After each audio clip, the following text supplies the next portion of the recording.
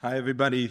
My name is Rofe. I'm the co-founder of Rainfall Ventures, an early-stage tech fund based in Los Angeles with offices also in New York.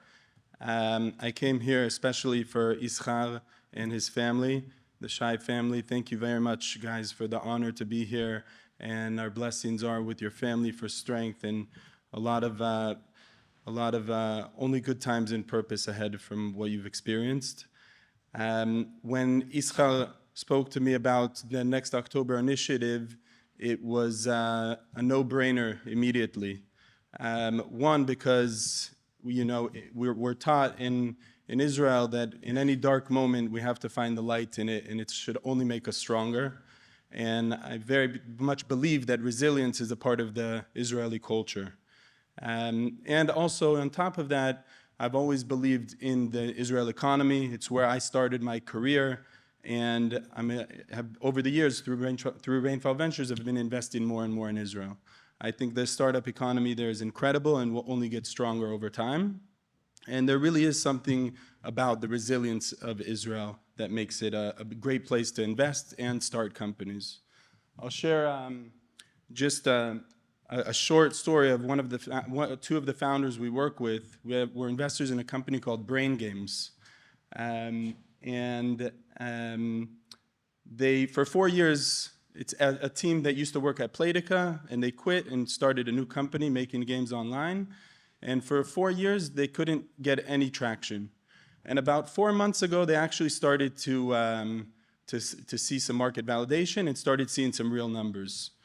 And then 2 months after, October 7th happened, and one of the founders was called into reserves, and he shortly went into Gaza a few weeks after.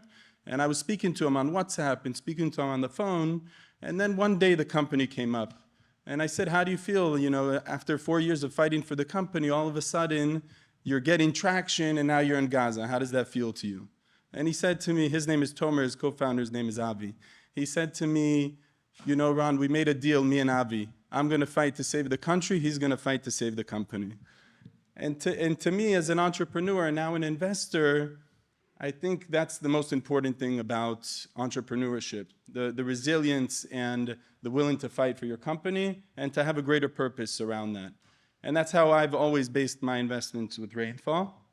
And I think we'll continue to do that. So just a little bit about, I'm going to just give a little bit of insights on why and how to invest in Israel. And I'll just give a little background about my fund and a little bit about me to why I have these insights.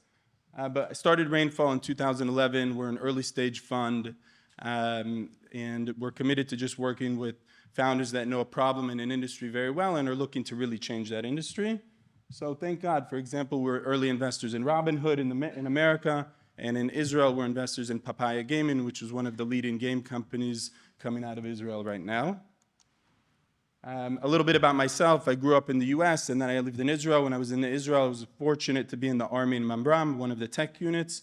Afterwards, I started a gaming company with a few friends of mine from high school called Plarium that ended up being a successful exit in 2017. And I was very fortunate that Plarium was a bootstrapped company. We had no VC money at the time.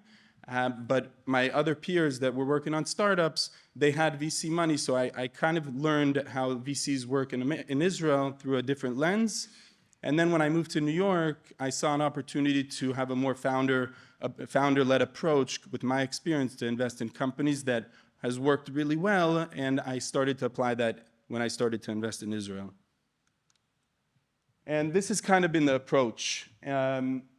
I've always said that the most important thing to invest in is strong founders. And if you focus just on that and not around the details, you can have a flywheel that can bring you more great founders to work with. I applied that in the US, and it's worked really well. And to date, we have over 185 founders we've invested in. We have 40 plus investors that have commercially helped us very much. We have 30 angels and advisors in our network, and 15 founders that Rainfall invested in the past has also invested back into Rainfall. And the approach has been simple. You find the best, strongest founders. You don't get caught up with minimum ownership, with minimum check sizes, with board seats. You leave those details for the end. The most important is to optimize an index in working with great founders. The second is diligence process should be relatively quick if you do early stage, and get the cash to the founders quickly so they can work on their companies. And then don't be obtrusive, don't micromanage the early stage companies. I think for a long time, that was kind of the approach VCs took in Israel, but now we see a new generation of founders that have much more experience, much more know-how, and are second-time founders that don't need to be micromanaged anymore. And if you kind of follow these steps of just being much more supportive along the way, more founders will start to bring you other founders to invest in. And that's what we've seen. And after we started the fund only investing in the US and then in Israel, and worked this approach, we saw more and more founders are referencing us to other founders around the world. And now we're anywhere from India to Australia investing in some great companies. And this has kind of been our approach with Israel. At the beginning, our first vintage fund was 100% US. The second vintage was 10% Israel. The third vintage was 20%. And now our target is 40%. And after everything that's happening and everything that I've heard today, I think we're much more motivated to do more in Israel. And we're seeing a whole new class of founders come out of Israel. For example, Papaya Gaming, which I mentioned, is a perfect example of the new type of founders and the new type of companies coming out of Israel.